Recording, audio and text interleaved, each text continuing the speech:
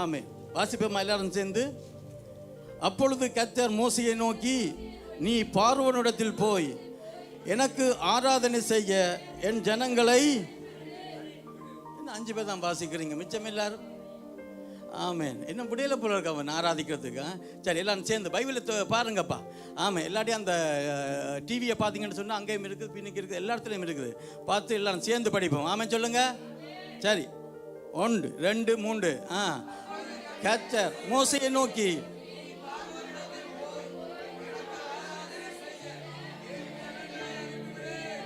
ஆமென் ஆமென். பரிசுத்தமுள்ள பிதாவே, இயேசுவின் நாமத்தினால உங்களுடைய வார்த்தைக்காக நான் செபிக்கிறேனப்பா. உங்களுடைய வார்த்தையை கொண்டு என்னோடும் இங்கே இருக்கிற ஒவ்வொரு பிள்ளைகளோடு நீங்கள் பேசும்படியாக நான் செபிக்கிறேன். உங்களுடைய வார்த்தைக்காக ஸ்தோத்திரம் ஆண்டவரே. உங்களுடைய வார்த்தை ஜீவனாக இருக்கிறது, வல்லமை உள்ளதாக இருக்கிறது, இருபுறமும் கருக்குள்ள பட்டயமாக இருக்கிறது. ஊனையும் கணுக்களையும் இருதயத்தின் யோசனைகளெல்லாம் வகையறுக்கிறதாக இருக்கிறதப்பா. உங்களுடைய பிள்ளைகளை உங்களுடைய வார்த்தை கொண்டு ஆசீர்வதியும். உம்முடைய வார்த்தை உம்முடைய பிள்ளைகளை வாழ வைக்கட்டும் அப்பா, இயேசுவின் நாமத்தினால நல்ல பிதாவே. ஆமென் ஆமென். கர்த்தர் உங்களை ஆசீர்வதிப்பார். நல்ல சத்தமா சொல்லுங்க. அப்பொழுது கர்த்தர் மோசேயை நோக்கி, நீ பார்வோனிடத்தில் போய் எனக்கு ஆராதனை செய்ய என் ஜனங்களை அனுப்பி விடு என்று சொல்லி நாங்கள் பைபிளில் ஒரு வசனத்தை வாசிக்க கேட்டோம். ஆமென் சொல்லுங்க. ஆமென். என்ன சொல்ல சொன்னீங்கன்னு சொன்னால், எனக்கு பெத்தேலில் உங்களோட இருந்து ஆராதிக்கிறது தான் எனக்கு ரொம்ப பிடிச்சது. நிறைய சேர்ச்சிகளுக்கு எனக்கு கூப்பிட்டுருக்குறாங்க, அங்கே போயிருக்கிறேன். அங்கே சில சேர்ச்சிகளில் பிரசங்கமும் பண்ணியிருக்கிறேன். அங்கே ஆராதனையில் நான் குறையாக சொல்லல, எல்லா சபைகளையும் நான் நேசிக்கிறேன்.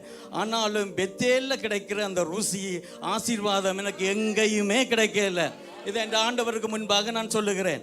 அதை விட இன்னொன்று இருக்குது அப்படின்னு சொன்னால், இந்த பிள்ளைகளுடைய ஆராதனை இருக்குது பாருங்க, பிரெஞ்சு ஆராதனை, அது அளவுக்கு அதிகமான ஆசீர்வாதம் அப்பா. ஆமென். எப்பவும் அந்த ஆராதனையில் இருப்பேன், என்ன யாருமே எழுப்ப முடியாது. அந்த லோத்தின் மனைவி உப்பு தூண் ஆனது போல ஒரு இடத்துல அப்படி உப்பு தூண் ஆகிடுவேன். அவ்வளவு ருசியாக இருக்கும் அவனுடைய ஆராதனை. ஏன் நான் சொல்லுறேன்னு சொன்னால், நம்முடைய ஆராதனையில் கர்த்தர் பிரியமாக இருக்கிறத விட இருக்கிறார், அதை விட நானும் பிரியமாக இருக்கிறேனப்பா. ஆமாம் சொல்லுங்க. ஏதோ ஒன்று இருக்குது உங்களுடைய ஆராதனை. என்னடா இந்த மனுஷன் ஏதோ ஒன்றை சொல்ல வருது. ஆமாம், இன்றைக்கு உங்களை நான் ஆசீர்வதிக்கிறேனப்பா. ஆமாம், நிறைய இருக்குது. ஆனாலும் உங்களுடைய ஆராதனையில் இயேசு பிரியமாக இருக்கிறார். ஆமாம் சொல்லுங்க. ஆராதனைன்னு சொன்னால் ஏதோ அந்த ஆரம்பத்தில் இங்கே ஒரு 5 பேர் ஜெபம் பண்ணுறாங்க, அதுக்கப்புறம் ஒரு ஆள் வந்து ஜெபம் பண்ணுது, அதுக்கப்புறம் ஒரு ஆள் இங்கே வருகுது, வசனம் வாசிக்குது, ஒரு ஆள் ஏறுது, துதி செய்யுது, ஆராதனை செய்யுது, அப்படி இறங்குறோம். சின்ன பாச வாரார், வசனம் சொல்கிறார், என்ன அத்தமா சொல்கிறார், விட்டு போகிறோம். இதுக்கும் ஆராதனை தான். உங்கள் வாழ்நாள் முழுவதும் நீங்கள் இயேசுவுக்கு ஆராதனை செய்து கொண்டே இருக்கணும். ஆமாம் சொல்லுங்க. எதுக்கு ஒன்றை விட்டுட்டேன்னு பாருங்க. காணிக்க கொடுக்குறோமா இல்லையா? சம்பத்தனனுக்கு குளிர்தப்பா இருதயம், அதுக்கும் ஒரு ஆராதனை. சொல்லுங்க. சில பேர் ஆயத்தம் இல்லாம வாரது, ஆயத்தப்பட்டு வாங்கப்பா, அதுல கூட உன்னை கர்த்தர் ஆசீர்வதிப்பா. ஆமாம் சொல்லுங்க. அதை நான் பெருசாக சொல்லல, சிம்பிளாக சொல்கிறேன் கேளுங்க. இன்றைக்கு பாசகஸ் என்ன சொன்னார்ன்னு சொன்னால், அந்த 5 அப்பத்தையும் 2 மீனையும் இயேசு என்ன செய்தார்? 5000 பேருக்கு கொடுத்தாரப்பா. எல்லாரும் சாப்பிட்டாங்க, மீதியாக எடுத்தாங்க இல்லையா? நான் என்ன சொல்லுகிறேன், நீங்கள் ஆண்டவரை செக் பண்ணி பாருங்கன்னு சொல்லுகிறேன். நான் பார்த்துருக்கிறேன், ஆசீர்வதிக்கப்பட்டிருக்கிறேன்.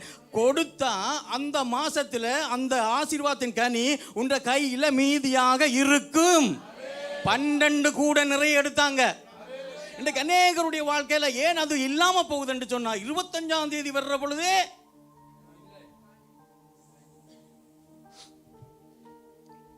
ஆமென் போயிடுது, எங்கேயோ போயிடுது. ஆனா கொடுத்து பாருங்க. ஆமென். ஜோம் பண்ணிட்டு கொடுத்து பாருங்க. அந்த நீங்க கொடுக்கறதுலயே மீதிய உங்க கையில கர்த்தர் வச்சிருப்பார். நான் கண்டிருக்கிறேன், ருசித்திருக்கிறேன். அதனால நான் என்ன செய்வேன் சொன்னா, இப்ப நான் மட்டும்தான் முதல் வேலை செய்தேன். இப்போ வீட்டுக்குள்ள இன்னொன்று 2 வேலை செய்ய வலிக்கிட்டு, இப்போ அந்த சம்பளம் வர்ற டேட் எனக்கு தெரியும் பாருங்க. வந்தோடனே நானும் மனைவி என்ன செய்யணும்னு சொன்னால், சேச்சி எம்பளப்பை தூக்கிட்டு அவங்களை பின்னாலேயே தெரியும். கேளுங்க, காலையிலையும் தெரிஞ்சேன். வந்துட்டு கொடு. ஏன்னு சொன்னா, நான் கற்றுக் கொடுக்கிறேன். அதானப்பா பிள்ளைகளுக்கு ஆசீர்வாதம். ஆமாம், உங்க பிள்ளைகளுக்கு கற்றுக் கொடுங்க. ஆமாம், கர்த்தர் உங்களையும் ஆசீர்வதிப்பார். அவங்களோட பணம் எனக்கு தேவையில்லை, ஆனால் அவனுக்கு கர்த்தர் கொடுத்தா நீ கொடுத்தா ஆகும். ஏண்டா உண்ட கை செய்யல, கர்த்தர் தந்த பலத்தினாலதான் நீ செய்த. அது ஒரு ஆராதனையப்பா. ஆமா, அது ஒரு ஆராதனை. நான் சொல்லுகிறேன், பைபிளில் இருக்கிறது நிறைய வசனம் இருக்கிறதப்பா சொல்லுவேன். சரி, பைபிளில் இருக்கிறது, என் சாமர்த்தியமும் என் கைபலனும் இந்த ஐஸ்வர்யத்தை சம்பாதித்தது நீ இருதயத்தில் சொல்லக்கூடாது. என்ன சொல்லக்கூடாது? நாங்கள் பேச மாட்டோம் பாருங்க, ஆனால் இருதயத்தில் சொல்லி கொண்டு இருப்போம். என் துபுழுவே இந்த சம்பாதத்தில் வந்தது இல்லை, கர்த்தர் கொடுத்ததப்பா உனக்கு. உன்னை கை செய்தது உன்னால் வந்தேன்னு சொன்னால் அங்கேயாவது காத்து போய் நிற்கும் சொல்லிட்டேன். எந்த காரை சொல்கிறேன், எந்த காரையில் என் மகன் காரை சொல்கிறேன். சரி சரி. அப்பொழுது கர்த்தர் மோசேயை நோக்கி, நீ பார்வோனிடத்தில் போய் எனக்கு ஆராதனை செய்ய ஜனங்களை அனுப்பிவிடு. இன்றைக்கு ஏன் ஜனங்க ஆராதிக்க முடியலன்னு சொன்னால், பார்வோன் அன்றைக்கு போட்ட அந்த சட்டத்திட்டங்களை எல்லாம் இன்றைக்கும் வேலை செய்து கொண்டு தான் இருக்கிறது நான் சொல்லுகிறேன். ஆமாம் சொல்லுங்க. பைபிளில் நிறைய ஆராதனைகள் இருக்கிறது. கர்த்தருக்கு பிரியமான ஆராதனை இருக்குது, பிரியமில்லாத ஆராதனை இருக்குது. பார்த்துருக்குறீங்களா? நான் சொல்லுகிறேன் கேளுங்க. ஆமாம் சொல்லுங்க. ஆனால் பெத்தேல் ஆராதனையில் இயேசு 100% பிரியமாக இருக்கிறாரப்பா. எனக்கு ரெண்டு நாள் போன சனிக்கிழமை வெள்ளிக்கிழமை ரெண்டும் ஒரு வசனம் வந்து திரும்ப திரும்ப திரும்ப திரும்ப வந்து கொண்டே இருந்தது. நம்முடைய வேலை அதுதான். என்னென்னு சொன்னால், இந்த ஆராதனைகளை கெடுக்கிற சிறு நரிகளையும் குழி நரிகளையும் நமக்காக பிடியுங்கள் என்று ஒரு ஊழியக்காரன் எழுதுகிறார். எப்படி? சரி, இப்படி சொல்கிறேன். நம்முடைய திராட்சை தோட்டங்களை கெடுக்கிற வசனத்தில் அப்படித்தான் இருக்குது. நான் ஆராதனை சொல்லுகிறேன். தோட்டம் என்று சொன்னால் இதானப்பா ஆராதிக்கிற ஒரு தோட்டம். நம்முடைய திராட்சை தோட்டத்தை கெடுக்கிற சிறுநரிகளையும் குளிநரிகளையும் நமக்காக பிடியுங்கள். நம்முடைய திராட்சை தோட்டம், பெத்தேல் திராட்சை தோட்டம் பூவும் பிஞ்சுமாக இருக்கிறது. ஒரு ஆமென் சொல்லுங்க. அப்ப பார்வோன் கட்டாயமா கல்ல போடுவான், ஏதாவது ஒன்றை செய்வான் உனக்கு. ஆமா, ஆராதிக்க முடியாதபடிக்கு அது எல்லாத்தையும் உட்டச்செறிஞ்சு வந்து ஆராதிச்சு பாரு, கர்த்தர் இறங்குவாரப்பா அவனுடைய வாழ்க்கையில. இன்றைக்கு வசனம் கேட்கிற பொழுது சுகம் வருகிறது நாங்கள் சொல்லுகிறோம். நான் சொல்லுகிறேன், நீ துதிக்கிற பொழுதே சுகம் அடைவாய், நீ ஆராதிக்கிற பொழுதே சுகம் அடைவாய். புரியல நான் சொல்றது? ஆமாம், உண்மைதானுங்க நான் சொல்லுகிறது. பைபிளில் சங்கீத 100வது அதிகாரத்தில் மகிழ்ச்சியோட கர்த்தருக்கு ஆராதனை செய்து ஆனந்த சத்தத்தோட எப்படி எங்க? ஆமாம். ஆனால் நிறைய பேரை நான் பார்க்குறேன், அழுது கொண்டு தான் வர்றீங்க. ஏன்னு தெரியல, போகைக்கு அழுது கொண்டு தான் போகிறீங்க. பைபிள் சொல்லுது, மகிழ்ச்சியோட அவர் சந்நிதியில் வந்து ஆனந்த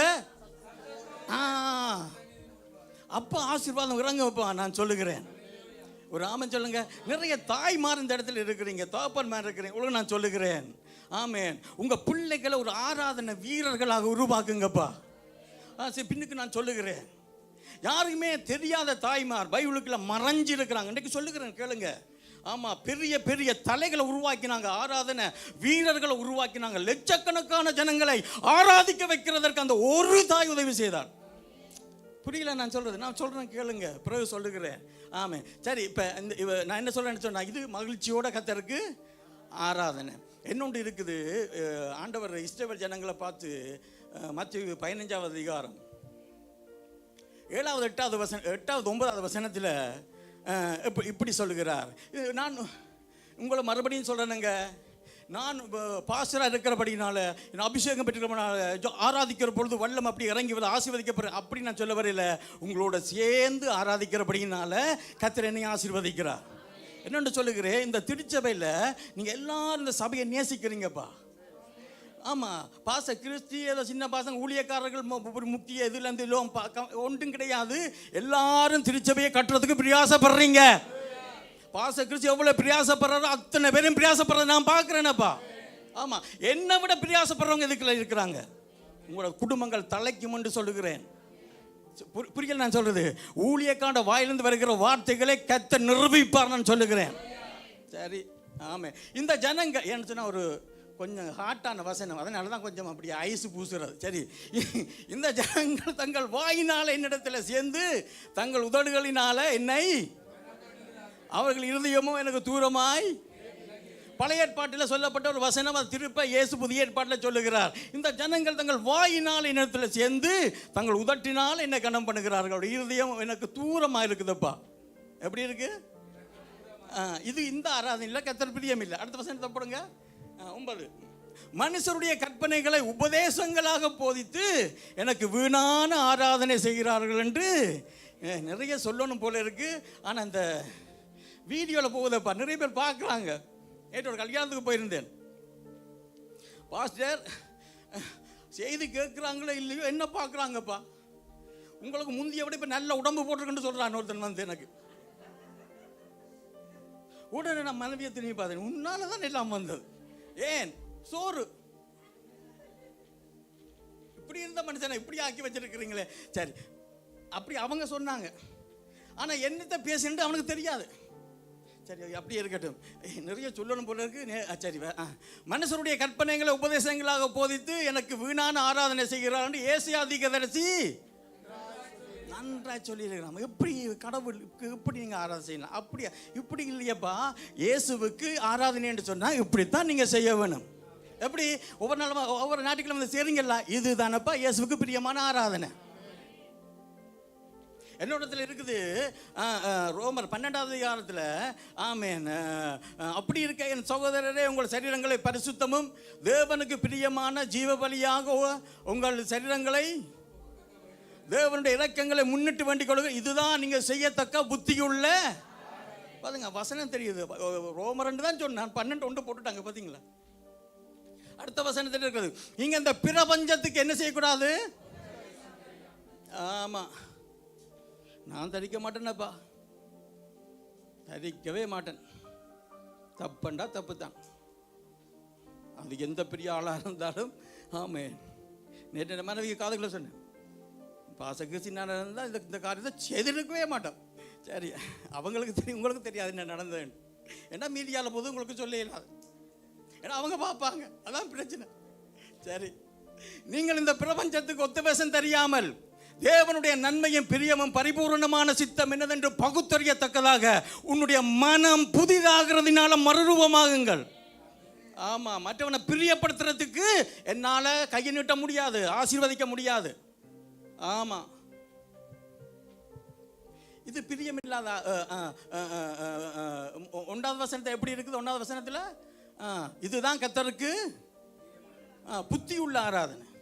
புத்தி அந்த ஆரம்பத்தில் ஜெபம் பண்ணுகிற பொழுது சகோதரி 2 முறை சொன்னாங்க, அன்றைக்கு நாங்கள் புத்தி உள்ள ஆராதனை செய்யணும். அவங்க மறந்துட்டோம், நான் வச்சுக்கிறேன்ப்பா புத்தி உள்ள ஆராதனை செய்யணும்னு சொல்லி. இன்றைக்கு பாசுகோசி நல்லா சொன்னார், இதுதானப்பா கர்த்தருக்கு பிரியமான ஆராதனை. ஆமாம், சொல்லுங்க. ஆபிரகாம் ஒரு பிள்ளை விட்டான் தெரியுமா? எல்லாத்தையும் துண்டிச்சானப்பா, எல்லா மிருகத்தையும் துண்டாக்கினான். அது ஆமாம், துண்டாக்கி பலிப்பிடத்தில் வைக்கப்பட்டது. அந்த பட்சிகளை அவன் துண்டிக்கல. புரியலையா என்ன சொல்றது? அதனால பெரிய பாதிப்பு வந்துச்சு எல்லாருக்கும். பெரிய தலைமுறையே ஆமாம் அடிமைகளாக இருந்தாங்க 400 வருஷம். சரி, இதை விட்டுட்டு என்னொன்று சொல்கிறேன் பாருங்க. எபிரேயர் 12:28 ஆதலால் அசைவில்லாத ராஜ்யத்தை பெறுகிறவர்களாக என்ன நான் சொல்லுகிறேனுங்க, இப்படியே தொடர்ந்து ஆராதிங்க, நிச்சயமாக அந்த அசைவில்லாத ராஜ்யத்துக்குள்ள நீ போவாய். ஒன்று சொல்லவா, முன்னுக்கு இருக்கிறார்கள் நீங்கள் கோவிக்க மாட்டீங்களா? முன்னுக்கு இருக்கிறாங்க நேசிக்கிறவங்க கையை தூக்குங்க. நீங்கள் தூக்கக்கூடாது, பின் வழியில் தூக்கக்கூடாது, இங்கே இதுக்கு அப்போ சொல்லிடாது போல இருக்கு. தூக்குங்க, நல்லா தூக்குங்கப்பா. டிக்ஷன் என்ன தூக்குங்கப்பா. சரி, தூக்குறாரா? சரி, அப்போ போடுங்க. உங்களை விட அந்த பின்னுக்கு இருக்கிறாங்க பாருங்க, சூப்பராக ஆராதிக்கிறாங்கப்பா.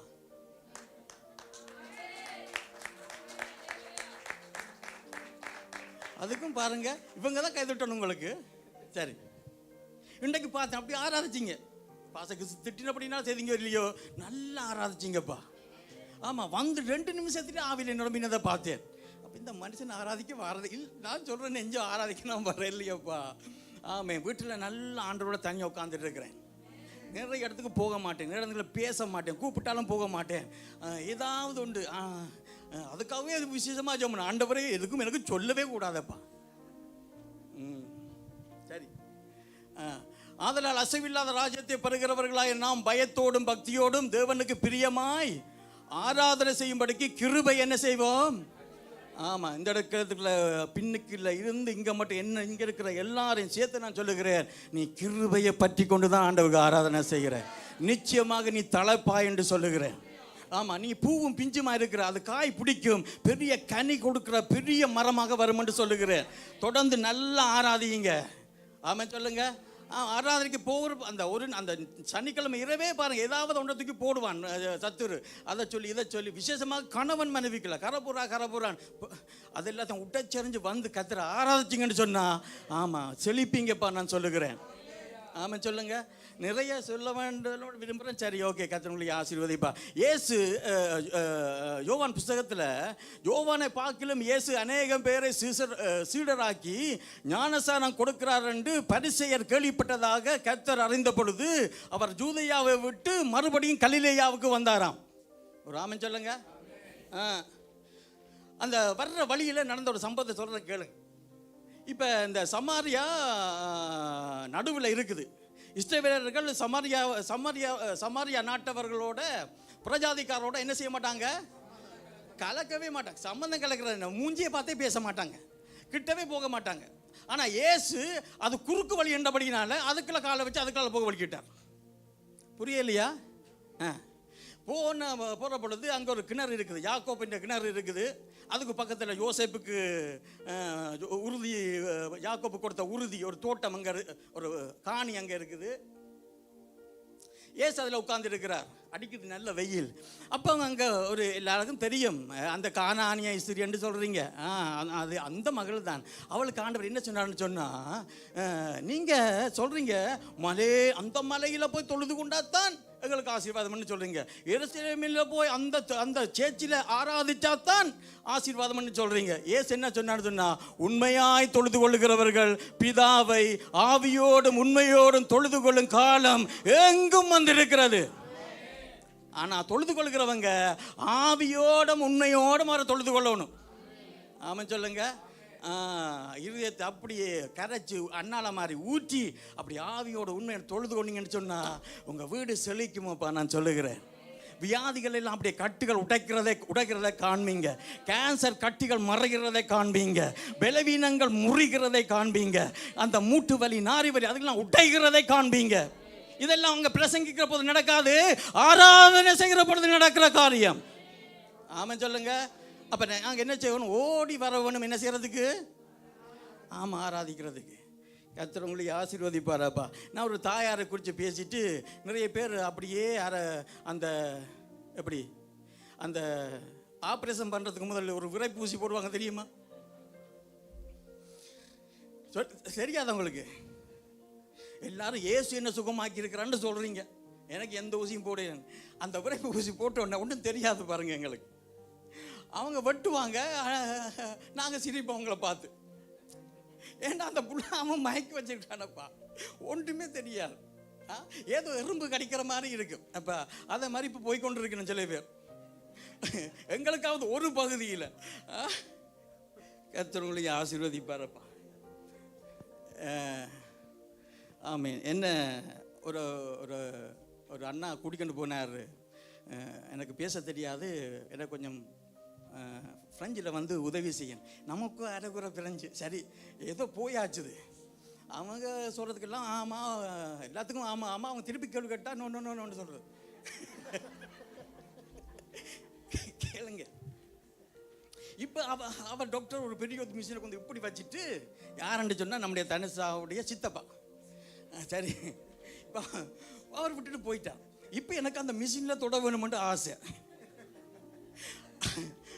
நான் என்ன சொன்னால், அவர் அப்படியே செய்ய இவருக்கு இல்லாமல் அந்த அந்த மசா ஏதோ செய்கிற மாதிரி கிட்டுக்கிட்டு ஆரம்பம். இப்போ நான் அவர் போகணுன்னு நான் போய் அந்த அந்த கட்டை கொஞ்சம் மேலே ஏற்றி விட்டேன். எனக்கு அப்போ வயசு 19ப்பா. சொல்கிறத கேளுங்க, வயசு 19. தெரியும் தான் வயசு 19 அப்படி இருப்போம்னு சொல்லி நான் இயேசுவும் ஏற்றுக்கொள்ளே. ஆமாம், 20 வருஷம் ஏற்றுக்கொண்டேன். அது அந்த ஆளுக்கு இழுத்து இன்னும் கண்ணெல்லாம் மேலே போய் சொல்றத கேளுங்க. ஆகவே அந்த மயக்க ஊசி போட்டு அந்த இடம் மாத்திரம் ஒன்றும் தெரியாத பங்களுக்கு.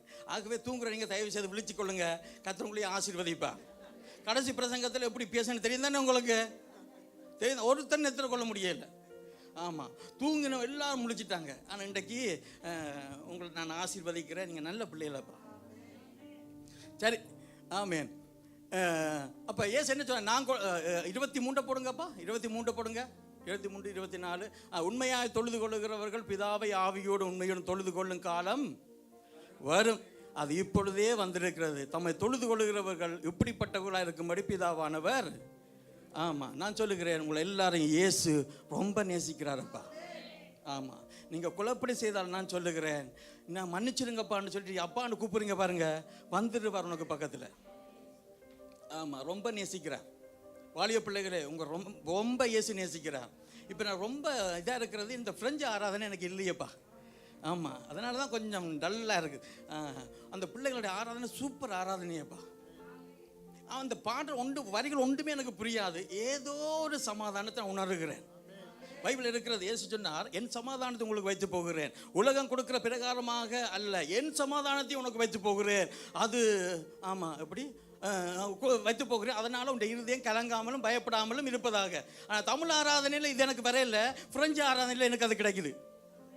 நீங்கள் நம்பினா நம்புங்க, ஆமாம், நம்ம பாட்டி போயிருங்க, எனக்கு பிரச்சனை இல்லை. 24 போடப்பா.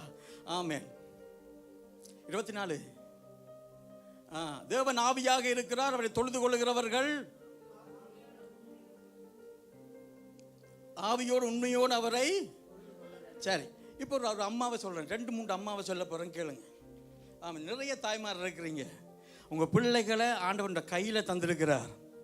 அவன் ஒரு டாக்டராக ஆக்குறதை விட, இன்ஜினியர் ஆக்குறதை விட, ஒரு ஆராதனை வீரனாக ஆக்கிவிடு, துதிக்கிறவனாக மாற்றிவிடு, ஜபிக்கிறவனாக மாற்றிவிடு. எத்தனை பேருக்கு மோசையோட அம்மான்ற பேர் தெரியும்? கையை தூக்குங்க. சொல்லக்கூடாது, தரும் சொல்ல.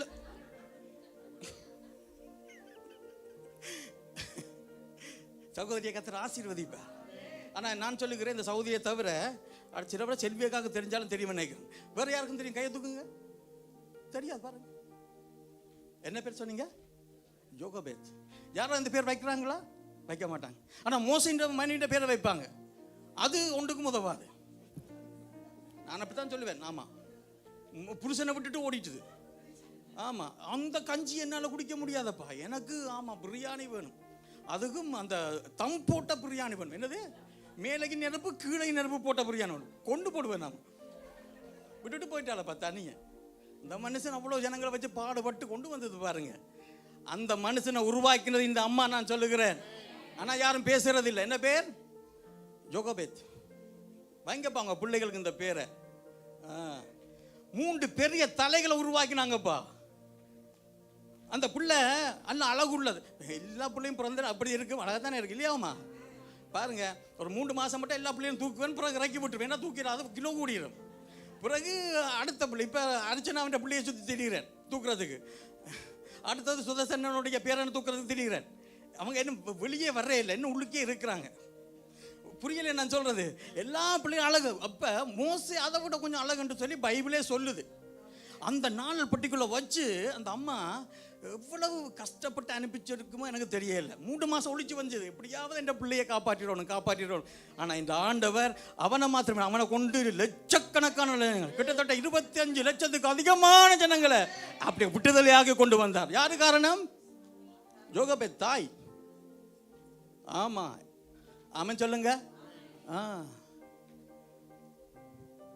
எங்க இருக்குன்னு கேட்குறீங்களா? தெரியுமா வசனம் உங்களுக்கு? என்னாகமம் 26வது அதிகாரம் 59வது வசனத்தை போடுங்க. என்னாகமம் 26:59. நிறைய பெண்களுடைய பேர் பைபிளில் வராது, ஆனால் இந்த அம்மாண்ட பேர் வந்திருக்குது. சில பெண்களுடைய பேர் வந்திருக்குது. ஒரு ஆமென் சொல்லுங்க. வாசிங்க, எல்லாரும் சேர்ந்து வாசிங்க.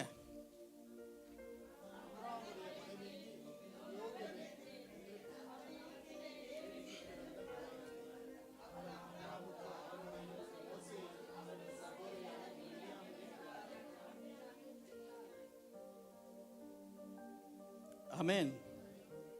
அம்ராமுடைய மனைவிக்கு யோகபேத் என்று பெயர். அவர் எகிப்தில் லேவிக்கு பிறந்த. லேவி என்றா யாரு? ஆராதனை செய்யறவங்க. லேவி கோத்திரத்துக்குள்ள ஆராதனைக்குரியவங்க, ஆராதனையை கற்றுக் கொடுக்கிறவங்க, ஆராதனையை ஜனங்களுக்குள்ள கொண்டு போறவங்க, இப்படித்தான் ஆராதிக்க வேணும்னு சொல்லி கொடுக்கிறவங்க. அவங்க என்ன செய்றாங்க? அவள் அம்ராமுக்கு ஆரோனையும் அவர்கள் சகோதரியான. சரி, மோசையை விட்டுட்டு ஆரோனுக்குள்ள வாங்கப்பா. ஆரோன் யார் தெரியுமா உங்களுக்கு? மோசையோட அண்ணன். ஆனால் சங்கீதம் 133 அதிகாரத்தில் என்ன சொல்லப்பட்டிருக்கு? இதோ சகோதரர்கள் ஒருமித்து வாசம் பண்ணுகிறது எத்தனை நன்மையும் எத்தனை இன்பமானது. அது ஆரோனுடைய சிரசின் மேல ஊற்றப்பட்டு அவனுடைய தாடிகளில் வழிகிறதும் அவன் அங்கிகள் மேல் இறங்குற நல்ல தைலத்துக்கும் ஏர்மோன் மேலும் சீயோன் பர்வதம் மேலும் இறங்கும் பனிக்கு ஒப்பாக இருக்கிறது. புரியுதா? இவ்வளவு பெரிய ஆசீர்வதிக்கப்பட்ட மனுஷனை பெற்றெடுத்தது இந்த அம்மா தான். புரியுதா நான் சொல்றது? அம்மா மாரை பார்த்து கேட்கிறேன், ஏன் எங்க பிள்ளைகளை இப்படி உருவாக்க எங்களால முடியல? அழுது ஜெபம் பண்ணுங்கப்பா. இந்த தேசத்தில் ஒரு ஆராதனை செய்கிற வீரனாக எழும்பட்டும். ஆமாம் சொல்லுங்க. அதுக்காக இல்லை என்று சொல்லல. நம்ம சேச்சில் நான் சொல்லுகிறேன், அந்த பட்ஜு கொடுப்பாங்க தெரியுமா உங்களுக்கு? அந்த பெரிய கூட்டங்கள் வர்ற பொழுது, பெரிய ஊழியர்களுக்கு கூட்டு நான் செய்கிற பொழுது அது அந்த கணக்கு என்னட்ட வரும். கணக்கு பார்த்தேன், 70 பிள்ளைகளுக்கு மேலே ஆராதனை செய்கிற பிள்ளைகளுக்கு இருக்கிறாங்கப்பா. ஆமே. ஆனால் எனக்கு பத்தாதுன்னு சொல்லுகிறேன், நீங்கள் எல்லாரும் செய்கிறோம்னு சொல்லுகிறேன். சரி, இப்போ ஆரோனை விட்டுட்டு அவள் சகோதரி, அவள் என்ன தெரியுமா? வர்ஷிப் செய்தாள் இல்லையா? எத்தனாவது அதிகாரத்தில் செய்தாள்? 15வது அதிகாரத்தில் என்ன சொன்னார்? கர்த்தாவே உமக்கு ஒப்பானவர் யார்? பரிசுத்தத்தில் மகத்துவம் உள்ளவரும் துதிகளில் மத்தியில் பயப்படத்தக்கவரும் அற்புதங்களை செய்கிறவருமான உமக்கு ஒப்பானவர் யாருண்டு எல்லா ஜனங்களும் துதிக்க வச்சவள் இவள். அப்படி எடுத்தாலும் இசைக்கருவிகள் எடுத்து ஆமாம் சொல்லுங்க. பிள்ளைகள் இல்லை என்று சொல்லல, அவரோட கையில தான் குஷ்டரோகம் வந்தது. அது யாருன்னு சொன்னா சொந்த சகோதரனுக்கு விரோதமாக நிமித்தம் வந்தது. அதுக்கு பிறகு ஆண்டவர் அற்புதம் செய்தார். ஆமாம் சொல்லுங்க. ஆனா 3 பிள்ளைகளையும் ஆமா இஸ்ரவேல் தேசத்துக்கு பெரிய ஆசீர்வாதமா எழுப்பினாங்கப்பா. ஆமாம் சொல்லுங்க. ஆமே. இன்னொரு அம்மா இருக்கிறாங்க, பினேகாஸ். எத்தனை பேருக்கு தெரியும் பினேகாஸ்? அந்த ஈட்டியால குத்தின பினேகாஸ் இல்லையப்பா, அந்த பினேகாஸ் என்ற பேரை தான் இந்த பாசை எனக்கு வச்சா. பரிசுத்தத்தில் வைராக்கியம் கொண்டு எழுப்பி போனான் தெரியுமா? பள்ளிப்படத்திலிருந்து ஈட்டி எடுத்துக்கொண்டு தெரியும், கேட்டுக்கிறீங்களா? அப்படி சொல்லி போட்டு தான் அந்த பாசை எனக்கு அந்த பேரை வச்சா. அந்த பேர் தான் உனக்கு வச்சுருக்கேன். அது நான் சொல்லல. எங்க இன்னொரு பினேகாஸ் இருக்கு, அந்த பினேகாசுடைய மனைவி ஏலியுண்ட புள்ள. அந்த அம்மா ஒரு அருமையான அம்மாப்பா. எப்படின்னு சொன்னா புருஷன் செத்து போச்சுது, மாமனாரும் செத்து போச்சு, ஒரே நாளில் போச்சுது ரெண்டும். இப்ப வயிற்று இருக்கிற புள்ள உடனே பிறக்குது. அவளுக்கு ஒரே கவலை. என்ன கவலைன்னு சொன்னா புருஷன் செத்து போன கவலை கிடையாது. ஆமாம் சொல்லுங்க. சில பேர் கல்யாணம் என்று சொன்னாலே வீட்டுக்கு சேச்சுக்கு வர்றாங்க. இல்லை,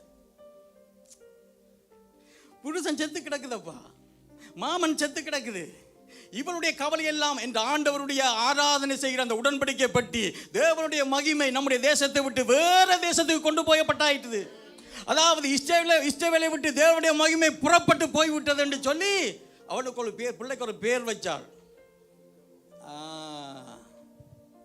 ஒரு ஆமன் சொல்லுங்க. அம்மாமாருக்கு தான் நான் பேசுகிறேன். ஆமா, இங்க சில தாய்மாரை குறித்து நான் பெருமை பாராட்டுவேன், மேன்மை பாராட்டுவேன். ஏன்னு சொன்னா நான் கவனிப்பேன், ஒரு அம்மா ஒரு கணவனும் தாயும் பிள்ளையை இழுத்துட்டு வர்றாங்க. இப்போ கொஞ்சம் வருஷத்துக்கு முதல் பிள்ளை இப்போ வளர்ந்துட்டுது.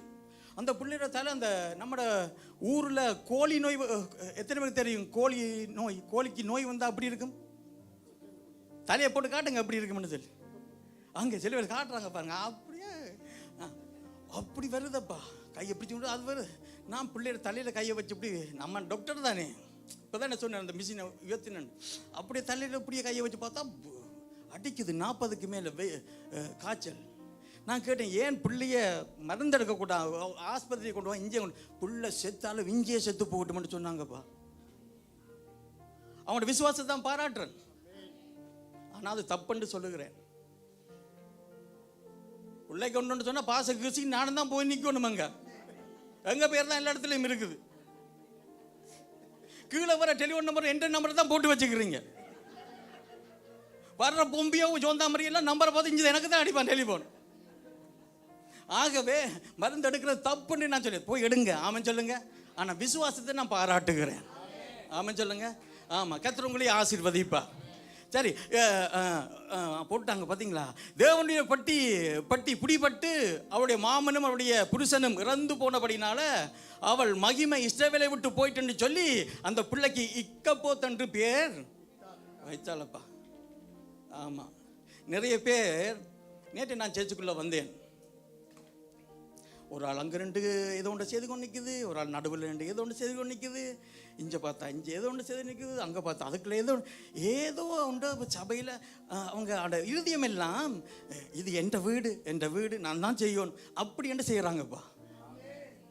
ஆமாம், நிறைய பேரை கவனிச்சிருக்கிறேன். நான் சொல்லுவேன், உங்களோட குடும்பங்கள் எல்லாம் தலைக்குமப்பா. ஆமாம், பூ பூத்து குலுங்கும் என்று சொல்லுகிறேன். ஆரோனுடைய கோல் துளிர்த்து பூ பூத்து காய் காய்த்து வாதுமையை கொடுத்தது போல உண்ட சந்ததி கொடுக்கும்படி நான் சொல்லுகிறேன். ஏன்னா நீ ஆராதனையில் பிரியமுள்ளவனாக இருக்கிறார். தேவ ஜனங்களை ஆராதிக்கிற வைக்கிறதற்கு அதுக்கேற்ற மாதிரி ஆயத்தப்படுத்துறீங்க பாருங்க. அதனால நான் சொல்லுகிறேன், குடும்பம் தலைக்கும் என்று சொல்லி. ஆமாம் சொல்லுங்க. சரி, இப்படியே விட்டுட்டு எத்தனை பேர் கேட்க விரும்புறீங்க? எல்லாத்தையும் என்ன ஆத்துமா சொல்லுவோம். ஏன்னா ரொம்ப நல்லா இருக்குதுப்பா. ஆமாம், ஒருத்தரும் கையை தூக்கி இல்லை, நான் ஊழியக்கான கையில் கொடுக்க போகிறேன்.